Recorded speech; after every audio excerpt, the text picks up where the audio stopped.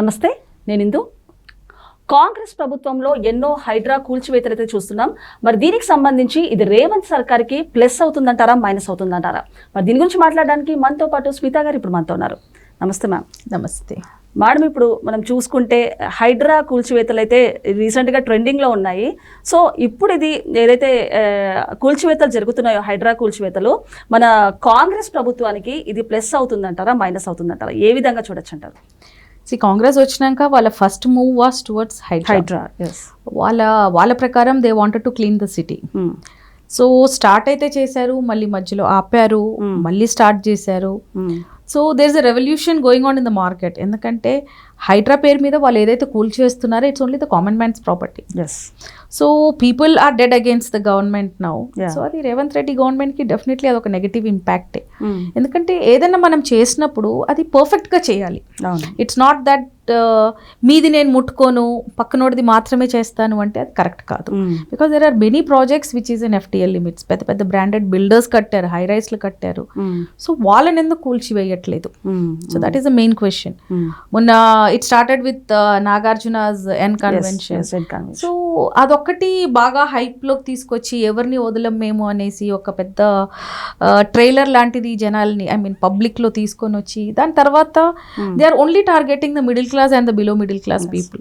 So that is actually a very bad thing andi. That is actually against, ante public ki against the government oka movement laga ayindi adi. Because so many people వాళ్ళు కష్టపడి చిన్న చిన్న ఇల్లు, చిన్న చిన్న apartments లో వాళ్ళని మాత్రమే ఎందుకు టార్గెట్ చేస్తున్నారు? If Hydraa is doing something, అది పబ్లిక్ కి బెనిఫిషియల్ ఉండాలి అంటే అది 100% it should be applicable to everybody. But recent గా we have recent news about Hydra was మన మంజీరా పైప్ లైన్ రోడ్లో ఒక high rise apartment. If Manjeera pipeline రోడ్లో అదొక్కటే కాదు, if you ask me there are big builders who have done in FTL limits. మళ్ళీ వాళ్ళని ఎందుకు టార్గెట్ చేయట్లేదు? అంటే పబ్లిక్ లో ఎలాంటి ఒక ఒపీనియన్ ఉంది అంటే బిల్డర్స్ దగ్గర వీళ్ళు డబ్బులు తీసుకుంటున్నారు, they are compromising. Okay, see Hydraa FTL మాత్రమే కాదు, దేర్ ఆర్ మెనీ థింగ్స్. ఒక కన్స్ట్రక్షన్ లోనో లేదంటే ఒక డెవలపర్ లోనో ఒక రియల్ ఎస్టేట్ లో కరెక్షన్ తీసుకొని రావాలి అంటే హైడ్రా మూవ్మెంట్ ఒక్కటే కాదండి, దేర్ ఆర్ మెనీ థింగ్స్. ఇప్పుడు ఇన్ని హై రైజ్ అపార్ట్మెంట్స్ కడుతున్నారు, ఫైర్ సేఫ్టీ ఎక్కడ ఉంది? Okay, there is no fire safety. Okay, there is no rescue measures. ఒక ఫ్లడ్ వచ్చిందంటే ఎలా కాపాడతారు పబ్లిక్ ని? Nothing they are doing. వాళ్ళకి ఏంటంటే ఎక్కడైతే డబ్బులు వసూలు చేయగలుగుతారో they are just looking for a correction. అది బిల్డర్స్ దగ్గర, స్మాల్ స్కేల్ బిల్డర్స్ దగ్గర చేస్తున్నారు, పెద్ద బిల్డర్స్ దగ్గర చేస్తున్నారు. డబ్బులు ఇవ్వని వాళ్ళని they are bringing up in to the public, అంటే మీడియాలోకి తీసుకొస్తున్నారు, డబ్బులు ఇచ్చి కాంప్రమైజ్ కూడా అవుతున్నారు. So I think this is something emotion against the government from the common man. Because చేస్తే 100% అందరికీ ఈక్వల్గా ఉండాలి, because this is democracy. Madam, మీరు చూసుకుంటే అంటే ఇప్పుడు ఏదైతే హైడ్రా కూల్చివేతలు జరుగుతున్నాయో డబ్బులున్న వాళ్ళకి ఎలాంటి, అంటే ఒక విధంగా చూసుకుంటే ఫరక్ కూడా పడదని చెప్పొచ్చు అంటారు. దీనికి సంబంధించి పేదవాళ్ళు కానివ్వండి, లేకపోతే మిడిల్ క్లాస్ వాళ్ళనే టార్గెట్ చేసి ఇలా చేయడము, అండ్ ఆల్రెడీ వాళ్ళు పర్మిషన్స్ కూడా ఇచ్చారు అన్ని రకాలుగా కూడా. సో వాళ్ళు లీగల్గానే అన్ని ప్రూఫ్స్ ఉన్నాయి, అయినా కూడా అంటే వాళ్ళు EMIs కట్టుకోనో ఎంతో కష్టపడి జమ చేసుకున్న డబ్బులతోటి ఇలాంటివి వీళ్ళు చేసుకున్నారు, కన్స్ట్రక్ట్ చేసుకున్నారు. అలాంటిది ఇప్పుడు వాళ్ళ మీద ఇలాంటి దోపిడీ చేయడం ఎంతవరకు కరెక్ట్ అంటారు ప్రభుత్వం? ఇట్స్ 100% రాంగ్ అండి. ఎందుకంటే వాళ్ళు ఇల్లులు కట్టుకుంది పంచాయత్ పర్మిషన్స్ తో, మున్సిపల్ పర్మిషన్స్ తో, GHMC పర్మిషన్స్ తో, కొన్ని ఏరియాస్ లో HMDA పర్మిషన్స్ తో కట్టుకున్నారు. So if it is really Hydraa అనేది అక్కడ అప్లికబుల్ అయితే మళ్ళీ ఎందుకు ఇచ్చారు పర్మిషన్స్? అప్పుడు కన్ను మూసుకున్న గవర్నమెంట్ ఇప్పుడు ఎందుకు, why are there against the people?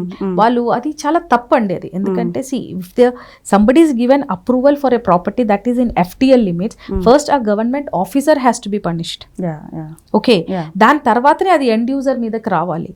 కానీ అది I think in our democracy this is very common. అది మంచి జరిగినా చెడు జరిగినా ఎండ్ యూజర్ మీదనే పడుతుంది. మధ్యలో ఉన్న గవర్నమెంట్ ఆఫీసర్స్ కానీ, పొలిటికల్ పార్టీస్ కానీ, వాళ్ళ లీడర్స్ కి కానీ అసలు ఏ ఫరక్కు పడదు. It's only the common people. ఎందుకంటే వాళ్ళ దగ్గర స్ట్రెంగ్త్ లేదు to fight back against the government. ఇప్పుడు పెద్ద పెద్ద బిల్డర్స్ చాలా మంది FTL లో కట్టి అసైన్డ్ భూమిల్లో హై రైస్లు కట్టుకున్న వాళ్ళు చాలా చాలా బిల్డర్స్ ఉన్నారు. సో వాళ్ళకి ఎలా వెళ్ళినాయి పర్మిషన్స్? వాళ్ళని ఎందుకు టార్గెట్ చేయట్లేదు? ఎందుకంటే they are defending them self with money, డబ్బులు పారేసుకుంటున్నారు.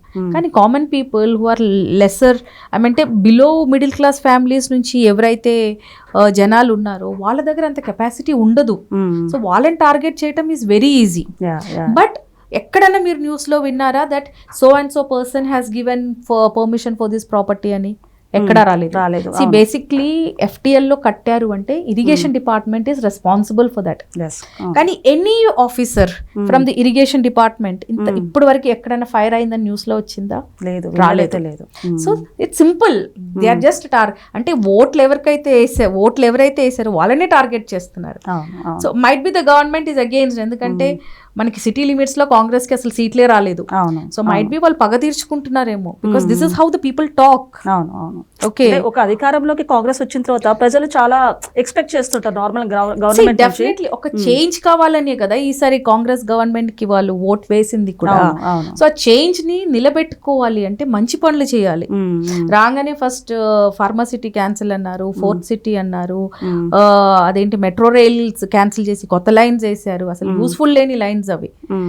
సో బేసిక్లీ జనాల్ని ఎంత ఇబ్బంది పెట్టాలనుకుంటున్నారు. I think it somehow feels that వాళ్ళు అదే టార్గెట్ చేసుకొని అదే పని మీదుగా అది చేస్తున్నారేమో అన్నట్టుగానే ఉంది. బికాస్ ఒక లేక్ ని కాపాడాలనుకుంటే there are many lakes in Hyderabad. Hyderabad is a city where we had more than 800 lakes. Okay, 800 lakes, ఒక్కొక్క లేక్ వచ్చి మోర్ దెన్ 100 acres ఉండేటివి. ఇప్పుడు ఎక్కడ ఉన్నాయండి అవి? ఓన్లీ ఒకటే ఏరియాని, ఒకటే కాలనీని, వాళ్ళని మాత్రం ఎందుకు టార్గెట్ చేస్తున్నారు? That is wrong. సో మరి ఈ విషయంలో చూసుకుంటే కాంగ్రెస్ ప్రభుత్వం కూడా తను పాజిటివ్గా రియాక్ట్ అవుతుంది ఏదైతే హైడ్రా గురించి. అంటే ఇలాంటి హైడ్రా కూల్చివేతలు చేయడం వల్ల హైదరాబాద్ని ఒక మంచి అద్భుతంగా సమకూర్చేలా తీరుస్తామంటూ కూడా కాంగ్రెస్ ప్రభుత్వం కూడా చెప్తుంది. ఏమంటారు మేడం దీని గురించి? ఒక సిటీని బ్యూటిఫికేషన్ చేయాలి అంటే చాలా రకాలుగా కరెక్షన్స్ అవ్వాలి అండి. And that has to start from the government employees. Correction from the government employees నుంచి స్టార్ట్ అవ్వాలి. ఇప్పుడు మూసీ నది బ్యూటిఫికేషన్ అన్నారు, ఫండ్ అలొకేషన్ అయ్యింది, కానీ వర్క్ ఎక్కడ స్టార్ట్ అయింది? Name one place where Musi beautification has started. ఇంకా లేదు, అవ్వలేదు. ఓకే, సో ఉన్నది మనం చెయ్యట్లేదు, లేని దాని వెనకాల పడున్నాము. ఆల్రెడీ కన్స్ట్రక్షన్ అయిపోయింది, గవర్నమెంట్ హ్యాస్ గివెన్ పర్మిషన్స్, అన్ని అయిపోయిన దాని మీద మనం పడున్నాము. So that is actually a wrong thing. ఉన్నదాన్ని బ్యూటిఫై చేసుకోవాలి. ఎర్లియర్ మనకి పార్టీస్ మారేటప్పుడు ఒక జియో ఇష్యూ అయితే దాన్ని కరెక్షన్ ఉండేది కాదు, దాన్ని ఇంప్లిమెంట్ చేసి దాన్ని బెటర్మెంట్ లో ఎలా ముందుకు తీసుకొని వెళ్ళాలి అని నెక్స్ట్ పార్టీ వచ్చినప్పుడు ఆలోచించేవాళ్ళు. కానీ ఇప్పుడు పాలిటిక్స్ ఎలా అయింది అంటే పర్సనల్ గ్రడ్జెస్ ఎక్కువ అయింది. ఆ పార్టీ ఇచ్చిన దానికి ఈ గవర్నమెంట్ వచ్చినప్పుడు దానికి అగేన్స్ట్ వెళ్తారు. They remove those GOs. So this is all absolutely wrong. So politics is going in a different way. ఇప్పుడు ఇది డెమోక్రసీ నుంచి మొనార్కీకి వెళ్తుంది. And end user is the sufferer for this. And వాళ్ళకి అగేన్స్ట్ వాయిస్ రేస్ చేసుకోవడానికి ఎవరి దగ్గర time లేదు, డబ్బులు లేవు, and they don't have that strength also. Yes, correct. So this is absolutely a wrong doing towards the public. So madam ఇప్పుడు చూసుకుంటే ఇప్పుడు ప్రజెంట్ అయితే రియల్ ఎస్టేట్ టోటల్గా డౌన్ ఉంది. అంటే అమ్ముదామంటే కూడా కొనేవాళ్ళు కూడా చాలా మంది తక్కువ ఉన్నారు. సో ఫ్యూచర్లో రియల్ ఎస్టేట్ పరిస్థితి ఏంటి, అసలు ఏం జరగబోతుంది అంటారు? రియల్ ఎస్టేట్ హైదరాబాద్లో ఒక స్టాగ్నెన్సీకి వచ్చేసిందండి. ఎందుకంటే మోర్ ఇన్వెంటరీ అయిపోయింది. ఇప్పుడు ఇంట్లో 10 మంది తినేవాళ్ళు ఉంటే 10 మంది కోసమే భోజనం చేయాలి మనం. 20 మంది కోసం భోజనం చేసి మిగిలిపోయిందంటే వేస్ట్ అది. సో ఇప్పుడు హైదరాబాద్ పరిస్థితి కూడా అదే, ఇన్వెంటరీ చాలా ఎక్కువైంది. ఇంకొకటి జాబ్ ఇన్సెక్యూరిటీ అనేది ఈ లాస్ట్ 1.5 year నుంచి చాలా ఎక్కువైంది. అంటే జస్ట్ లైక్ ముందు ఏంటంటే ఒక సాఫ్ట్వేర్ జాబ్ వచ్చిందంటే ఇమీడియట్గా కార్ లోన్ తీసుకొని కార్ కొనుక్కుంటారు, హౌసింగ్ లోన్ తీసుకొని ఒక ఇల్లు కొనుక్కుంటారు.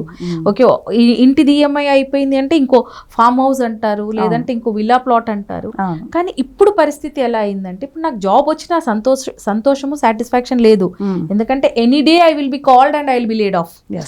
జాబ్ ఇన్సెక్యూరిటీ అనేది కూడా పబ్లిక్ లోకి వచ్చేసింది. So when that insecurity is there, ఎవరు కోట్లు పెట్టి ప్రాపర్టీస్ కొనలేరు. ఎందుకంటే ఒక ఫ్లాట్ కొనుక్కుంటే మినిమం 60,000 to 70,000 ఈఎంఐ వెళ్తుంది.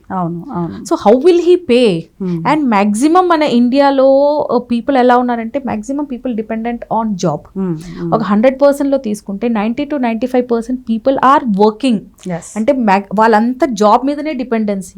ఆ జాబ్ కే సెక్యూరిటీ లేనప్పుడు ప్రాపర్టీస్ లో ఎలా ఇన్వెస్ట్ చేస్తారండి? ఇప్పుడు నాకు ఊర్లో ఒక పొలం ఉంది, ఆ పొలం అమ్మేసి నేను ఇక్కడ ప్రాపర్టీ కొనాలి అంటే ఐ కెన్ బై. కానీ ఎంప్లాయీస్ ముందుకు వచ్చి ప్రాపర్టీస్ కొనాలి అంటే వాళ్ళకి జాబ్ సెక్యూరిటీ ఉండాలి. దీని ముందు జాబ్ నుంచి తీసేయాలంటే 3 months to 6 months notice period ఉండేది. కానీ ఇప్పుడు అలా లేదు. పిలుస్తారు, laptop whatever office belongings ఉన్నాయో తీసుకొచ్చి టేబుల్ మీద పెట్టమంటారు, go to the HR department, take your this month pay and get out అంటారు.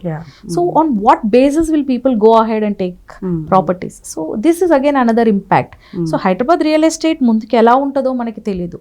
But again one more reformation Hyderabad లో జరుగుతుంది ఏంటంటే, ఇండియాలో ఉన్న maximum business people are relocating to Hyderabad. So దానివల్లనే ఇప్పుడు మనకి పెద్ద పెద్ద బిల్డింగ్స్, పెద్ద పెద్ద టవర్స్, ఇప్పుడు నియోపోలిస్, కోకాపేట్లో చూసుకుంటే 4,000, 5,000 SFT ఫ్లాట్లు వస్తున్నారు. So that is not basically అది ఈ మిడిల్ క్లాస్ జాబ్ ఉన్న వాళ్ళని బేస్ చేసి అయితే కట్టట్లేరు. They are totally targeting only the big business people in and around that area. So definitely over a period of time employee strength తగ్గి business people strength పెరిగే chances అయితే హైదరాబాద్లో బాగా ఉన్నాయి. సో మరి మేడం ఇప్పుడు చూసుకుంటే ఈ హైడ్రాలో ఎవరైతే సఫర్ అవుతున్నారో వాళ్ళ పరిస్థితి ఏంటంటారు? నార్మల్గా ఏమవబోతుంది అంటారు? It's I means frequently HYDRAA movement జరుగుతున్నప్పుడు I have met couple of people, ఎందుకంటే జనాలు నా దగ్గర కన్సల్టేషన్కి వస్తారు. ఓకే. సో వాళ్ళ ప్రాపర్టీ కూల్చినా కూడా ఈఎంఐ మాత్రం 100% కట్టాల్సిన పరిస్థితి ఉంది వాళ్ళది. It's very sad thing. It's a very, I mean, if you say that, it's pathetic condition what people have to face. ఇప్పుడు వాళ్ళు కట్టలేదు అనుకోండి, బ్యాంక్ నుంచి జనాలు వచ్చి ఇంట్లో కూర్చుంటున్నారు. So now these people are in a war with the banks. వాళ్ళు గవర్నమెంట్ డిపార్ట్మెంట్స్కి వెళ్తున్నారు, ఎలా మీరు అప్రూవల్స్ ఇచ్చారంటే అక్కడ ఎవరు పలకట్లేదు, ఎవరికి చెప్పుకునే పరిస్థితి కూడా లేదు. ఇప్పుడు బ్యాంక్ లోన్ ఇచ్చింది అంటే వాళ్ళు కూడా లీగల్ ఓకే అయితేనే చేస్తారు. మళ్ళీ వాళ్ళ డిపార్ట్మెంట్ వాళ్ళు ఏమి పలకట్లేరు. కానీ the person who have taken loan, ఆయన చెప్పులు అరిగిపోవాలి అటు ఇటు తిరుగుతూ, but he's not getting a solution and the government is not intended even to talk to them. So at least ఆ లోన్స్ వేవ్ ఆఫ్ కానీ లేదంటే ఏదో ఒకటైతే ఉండాలి వాళ్ళకి, అది కూడా లేదండి. Common people are really suffering because of this Hydraa. Okay madam, నమస్తే.